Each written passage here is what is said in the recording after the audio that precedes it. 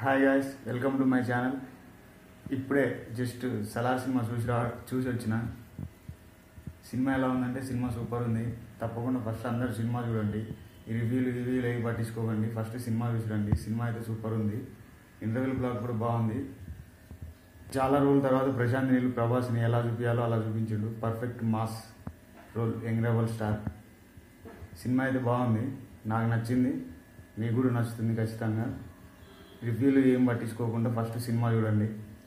ఒక్కొక్క ఎలివేషన్ ఉంటుంది, అసలు వేరే లెవెల్ ఉంటుంది సినిమాలో. గూస్ బంప్స్ వచ్చిన ఎలివేషన్ చూస్తుంటే సినిమా సూపర్ ఉంది.